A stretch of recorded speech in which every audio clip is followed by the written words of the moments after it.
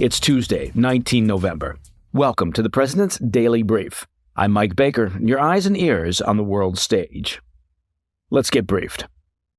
Today marks 1,000 days, seriously, 1,000 days, since the war in Ukraine began with Putin's invasion, Europe's most devastating conflict since World War II.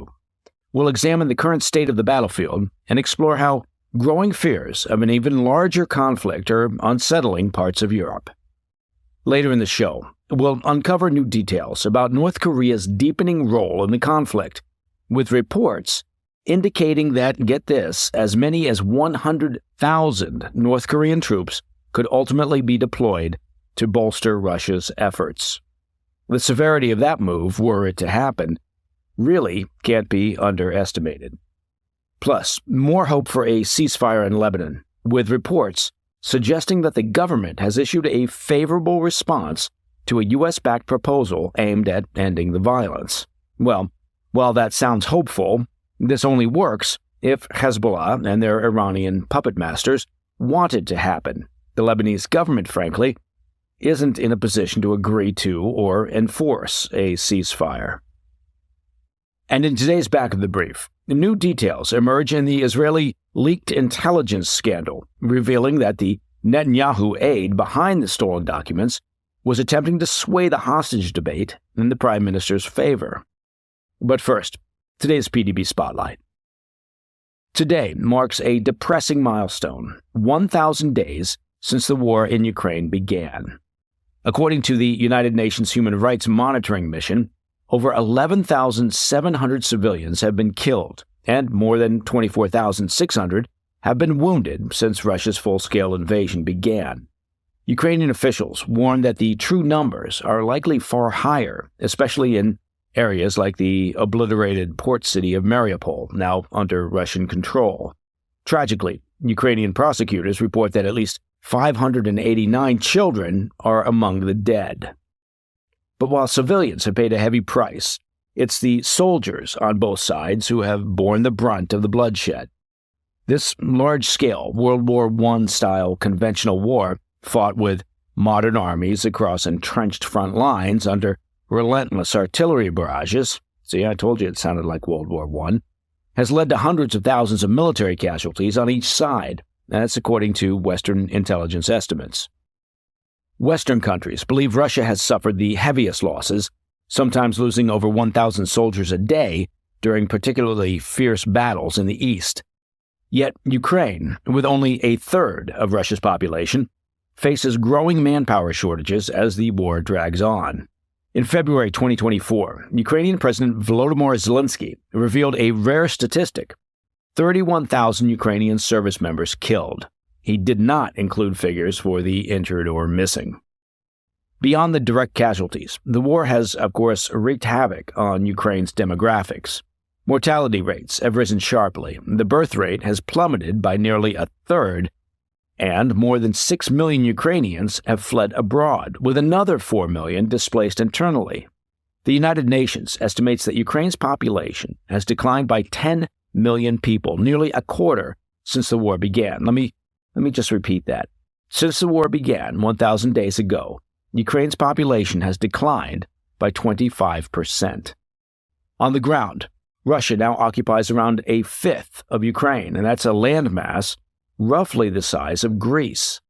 After their initial advance in early 2022, which brought Russian forces to the outskirts of Kyiv and across the Dnipro River in the south, Ukraine pushed Moscow's troops back during the first year of the war.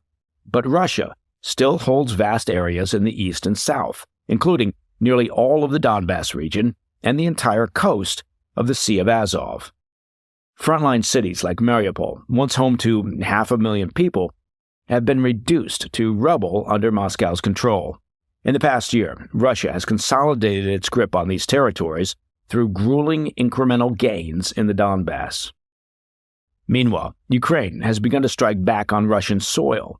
In August, Kyiv launched its first major incursion into Russian territory, capturing, of course, a small portion of the Kursk region.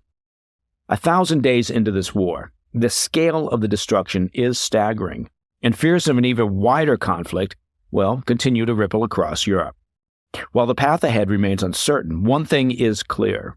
The fear that this war could spiral into a larger conflict has not diminished since the earliest days, but, in fact, has only grown stronger.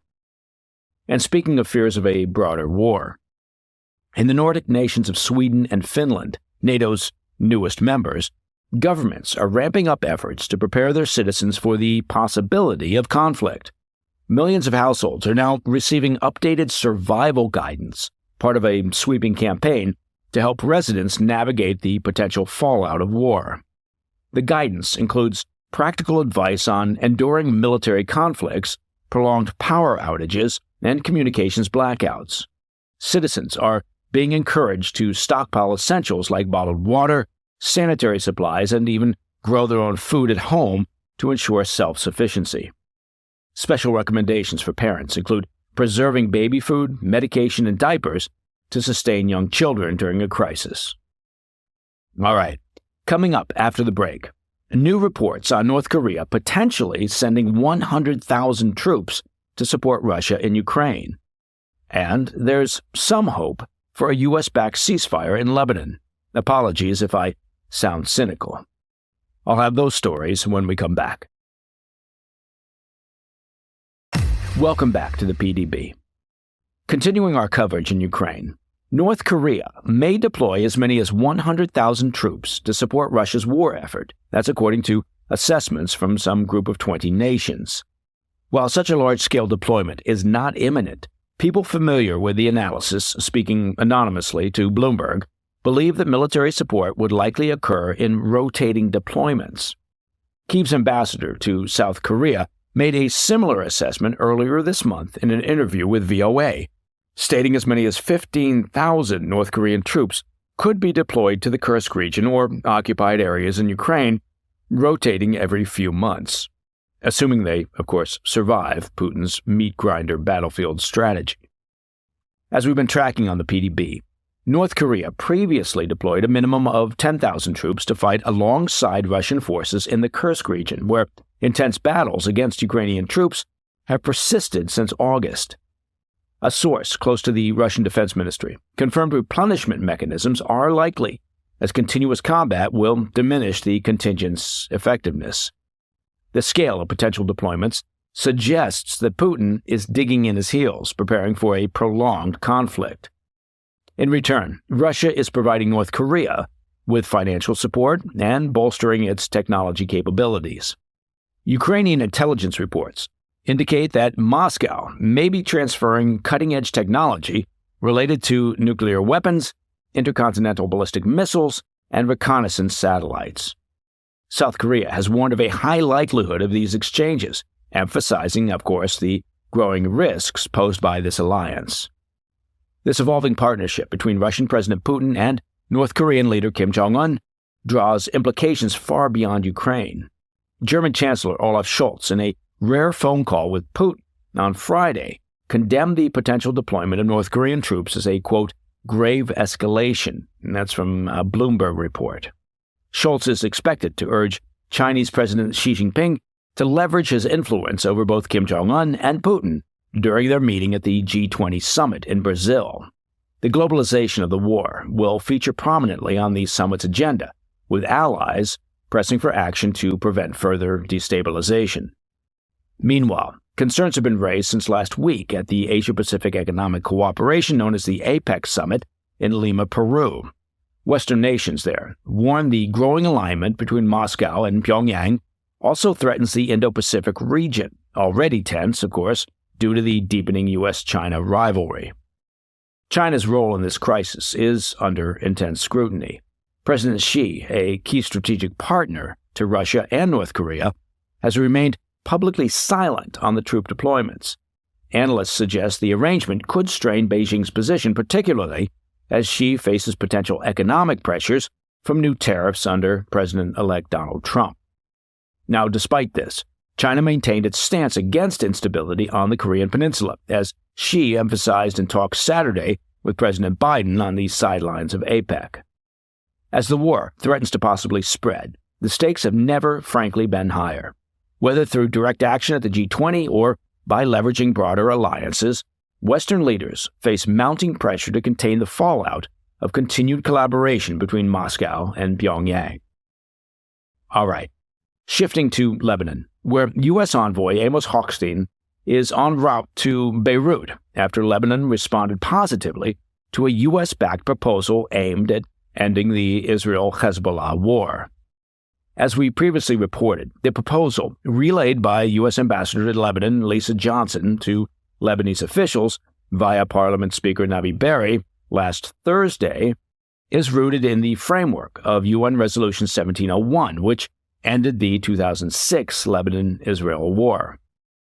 It calls for the disarmament and removal of Hezbollah operatives south of the Litani River near its southern border with Israel, limiting armed presence in the area to the Lebanese army and UN peacekeeping forces. In addition, the proposal seeks a 60-day cessation of hostilities as a foundation for a permanent ceasefire. Lebanese Prime Minister Najib Mikati confirmed on Monday in an interview with Al Arabi television that while large parts of the proposal have been, quote, positively agreed upon, Mikati noted that some points require clarification through face-to-face discussions with Hochstein, which will occur on Tuesday. The Iran-backed terror group Hezbollah reviewed the proposal and submitted its response to Lebanese authorities on Sunday evening, which a source within Lebanon's government characterized as predominantly, quote, positive. However, Israeli officials remain skeptical about the proposal's feasibility. A sticking point is Israel's insistence on retaining the right to strike Hezbollah targets in case of ceasefire violations. The Israeli finance minister reinforced this stance, calling for full operational freedom for the Israeli military in southern Lebanon, stating it is a, quote, non-negotiable issue. Even as diplomatic efforts gain traction, the conflict on the ground shows no signs of slowing.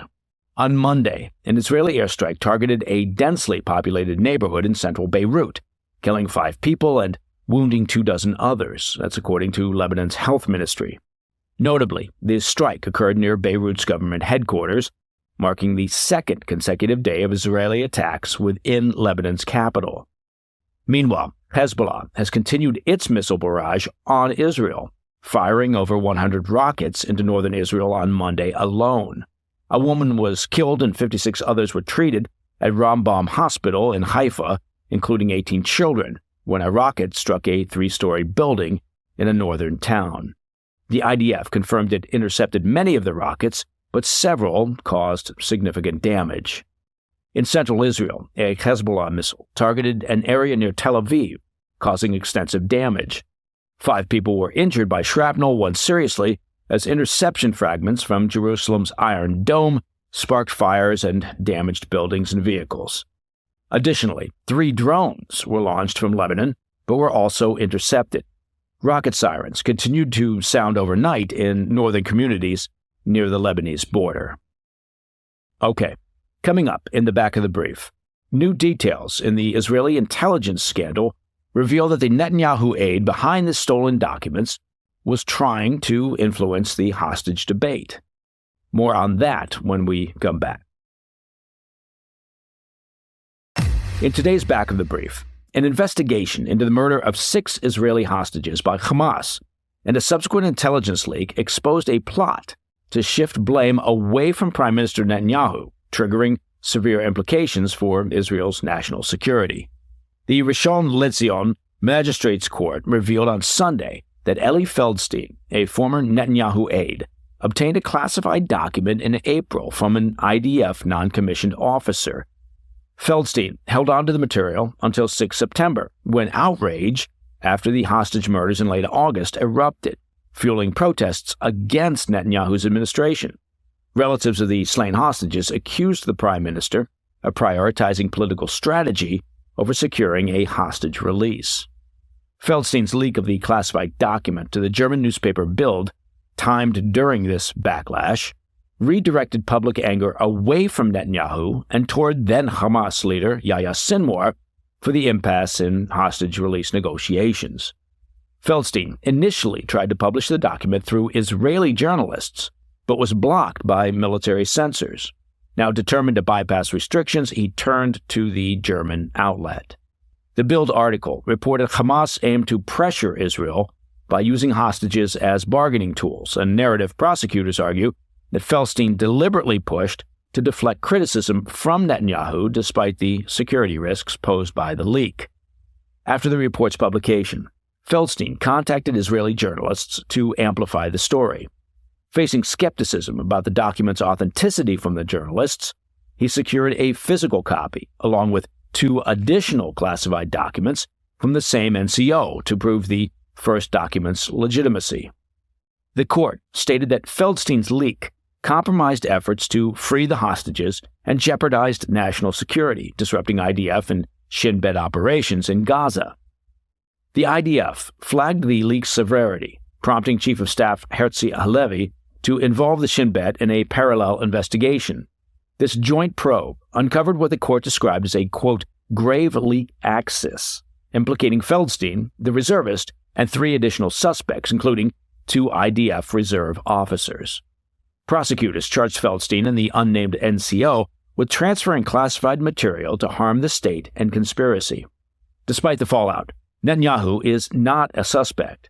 The court stated that the investigation dismantled the leak network, averting further harm to national security. Prosecutors announced plans to indict Feldstein and requested continued detention for both suspects until a trial. And that, my friends, is the President's Daily Brief for Tuesday, 19 November. If you have any questions or comments, please reach out to me at pdb@thefirsttv.com. Now, to listen to the show ad-free, well, become a premium member of the President's Daily Brief by visiting pdbpremium.com. I'm Mike Baker. I'll be back later today with the PDB Afternoon Bulletin. Until then, stay informed, stay safe, stay cool.